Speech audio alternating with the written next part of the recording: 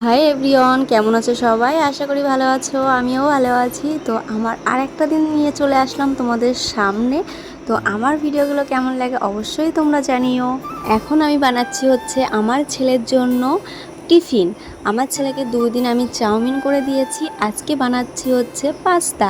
আমার ছেলে কিন্তু এইসব খেতে ভালোবাসে, তবুও আমি বাইরের খাবার খাওয়াতে চাই না।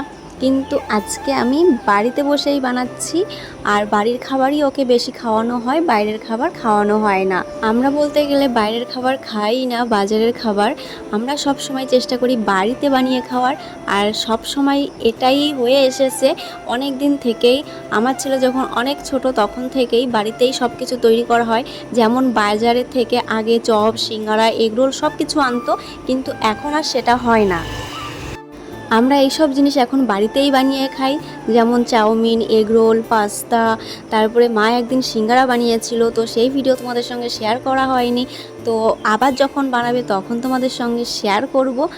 আর এই সব খাবার আমার মনে হয় বাজার থেকে না খাওয়াই ভালো। বাড়িতে যেমনই হোক না কেন বাড়িতে বানিয়ে খাও, শরীরও ভালো থাকবে। আর খাঁটি তেল, মানে বাজারে তো প্রত্যেক দিনের তেল প্রত্যেক দিন দেয় না, ওরা কত দিনের তেল কতদিন রাখে তার ঠিক নেই। তার জন্য ভাবি যে বাড়িতে বসে আমি আমার ছেলেকে বা পরিবারের সবাইকে বানিয়ে খাওয়াবো। ওই দিকের তো কাজবাজ সব শেষ হয়ে গেছে, এখন চলে এসেছি আমার ছেলের ডিউটি পালন করতে।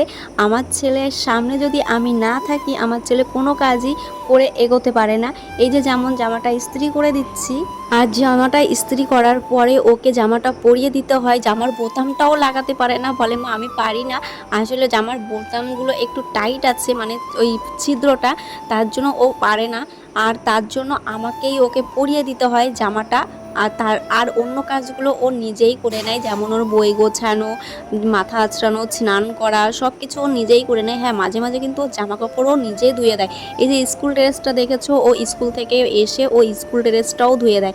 এই যে গরমের সময় গরম পড়ে প্রচণ্ড পরিমাণে, আর জামা তো ভিজে যায়, সেই জামাটা ও বাড়ি এসেই নিজের মতো করে ধুয়ে দেয়। একটা কি জিনিস কি বলো তো, ছোটো ছোটো বাচ্চাদের, মানে আমার মতন ছেলেদের একটু একটু করে কাজ করানো উচিত। কারণ এরা বড় হলে অলস টাইপের হয়ে যাবে। এখন থেকে যদি হাতে হাতে কিছু কাজ করে দেয় তাহলে ওরা মা বাবার কষ্টটাও বুঝবে, আর কষ্টটা শরীরের মধ্যে আসলে বড় হলে সেই কষ্টটা ওরা অনুভব করতে পারবে যে হ্যাঁ আমাদের কিছু করে খেতে হবে, যেন ওরা একেবারে অলস না হয়ে পড়ে। বড় হলে সেই কষ্টটা ওরা ভাববে যে ছোটোবেলা থেকে যখন করে এসেছি তাহলে এখনও আমরা করতে পারবো, আর কষ্টটা তেমন ওদের হবে না। দেখো, তোমাদের সঙ্গে কথা বলতে বলতে কতগুলো থালা বাসন মেজে ফেললাম। কাজ করলে কাজ করা যায়, আর যদি বসে থাকি তাহলে তো বসেই থাকতে হয়, তাই না? তারপরে চলে আসলাম জামা কাপড় নিয়ে। এই যে ছেলের জামা, আর তোমাদের দাদা ভাইয়ের গামছা, জামা সব, আর বাবারটাও নিয়ে এসেছি। অবশেষে আমার জামা কাপড় এই যে কাঁচা হয়ে গেল, এক বালতি হয়েছে। মনে হচ্ছে বাড়ির ওয়াশিং মেশিন আমি। চলো ছাদে যাই, ছাদে গিয়ে মেলে দিয়ে আসি। এত জামা কাপড় পরে আবার বাবারটাও নিয়ে এসেছি। ভাবলাম যে বাবারগুলোও ধুয়ে দিই, রয়েছে ঘরে তাই নিয়ে এসেছিলাম, তাই ধুয়ে দিলাম। এক বালতি হয়ে গেছে, চলো এখন ছাদে যাব, ছাদে যেয়ে মেলে দিয়ে আসবো। পরে যখন ঘরে গেলাম, ঘরে গিয়ে দেখি বাবার জামা কাপড়গুলোও নোংরা হয়ে রয়েছে, তাই ভাবলাম যে বাবারগুলোও ধুয়ে দিয়ে একবারে, তাহলে মা আর ধোয়া লাগবে না। যখন যে পারে তখন সে জামা কাপড় ধোয়। মা সবসময় বাবারটা ধুতেই থাকে, তবুও তারপরেও আমি ভাবি যে আমিও কটা ধুয়ে দিই, আমিও তারপরে বাবারটা ধুয়ে দিই মাঝে মাঝে। আর ঘরের বিছনা চাদর তো সবই আমিই ধুয়ে দিই, মাও মাঝে মাঝে করে। আসলে মার কষ্ট হয়ে যায়, দোকানে বসে থাকে তো, তাই ভাবি যে যতটা পারি আমি নিজে হাতে করার চেষ্টা করি, যাতে ওনাদের কোনো কষ্ট না হয়। আমি এখন খুদের ভাত রান্না করব, হ্যাঁ। তাই এই কচি কচি বেগুনগুলো তুলে নিয়ে যাই। এই দেখো কচি কচি বেগুন, এই বেগুনগুলো খেতে বেশ ভালো লাগে, কিন্তু আমি তো খেতে পারি না, কেন বলো তো, অ্যালার্জি। যাই এই কটা নিয়ে যাই। আর আছে, হায় হায়, এই দেখো অবস্থা, দেখেছো, ওই একটা আছে। চলো আচ্ছা, এখন হচ্ছে খুদের ভাত করবো, খুদের ভাত। দেখি এই গাছটা আছে কিনা।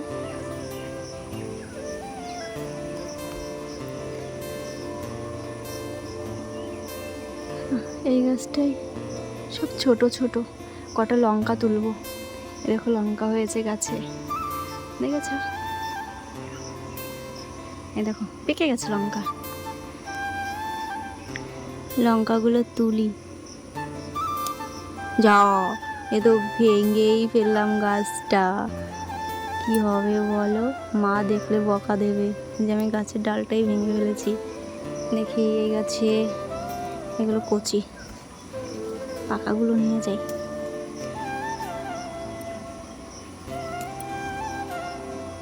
ছোট ছোট লঙ্কা, ছোট ছোট ছোট ছোট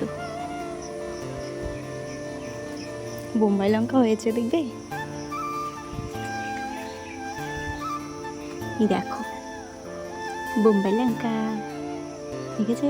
দেখো, কালকে একটা ছিঁড়েছিল মা খাওয়ার জন্য, খেয়েছিলাম, বেশ ঝাল। তো চলো আমি আগে ভাত বসাই, অনেক বেলা হয়ে গেছে, ভাত বসাইনি এখনো।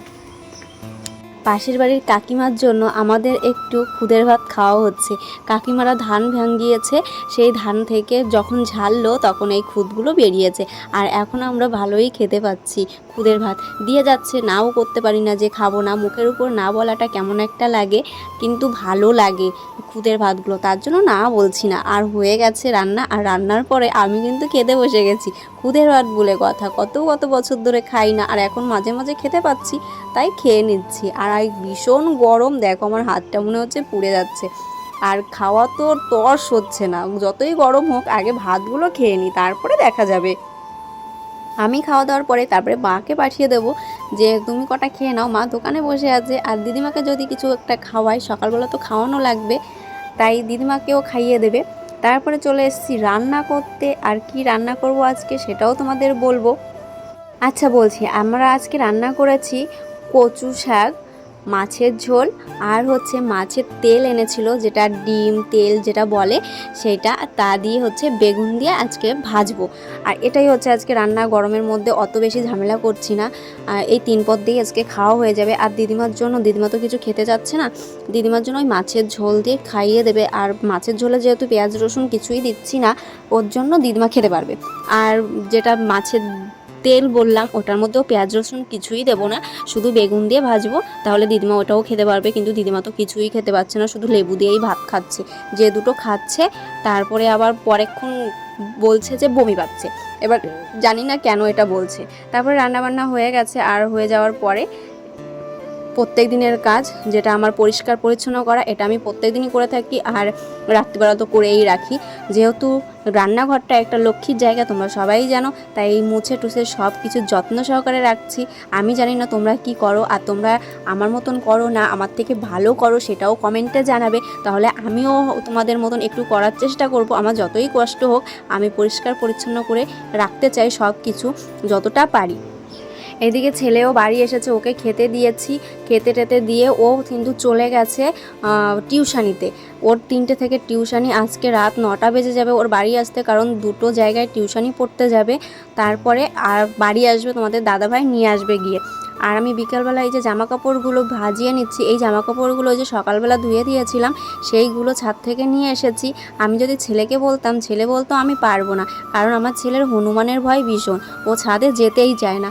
আর ছাদে যদি যায়, হাতে একটা লাঠি থাকে, আর সিঁড়িতে যে কটা লাইট আছে সব লাইটগুলো জ্বালিয়ে দেয়। আমি বুঝি না সিঁড়িতে লাইট জ্বালিয়ে ও ছাদে কি করে, এটা আমার মাথায় ঢোকে না। ওকে যতই মানা করি, ও সিঁড়িতে লাইট জ্বালিয়ে তারপরে যাবে। তারপর আমি একটু দোকানে গেছি, আর দোকানের সামনে দিয়ে দেখি একটা সাপ এসেছে। এবার এই সাপটা কি আমি জানি না, মনে হচ্ছে জলধরা সাপ। সেই সাপটাকে নিয়ে আমি একটা ভিডিও বানালাম। তো তোমরা দেখো, ছোট্ট একটুখানি একটা বাচ্চা, তাও ওর কতটা তেজ। ওই দেখো এই পাশে ওই পাশে, ওই দেখো ছোট্ট একটা মাথা বার করে বসে আছে। তো চলো আজকের ভিডিওটা এই পর্যন্ত। ভিডিওটা ভালো লাগে like comment share and subscribe করে দিও, আর যারা ফেসবুক থেকে দেখছো তারা ফলো করে নিও। তত সময় সবাই ভালো থেকো, সুস্থ থেকো, টাটা।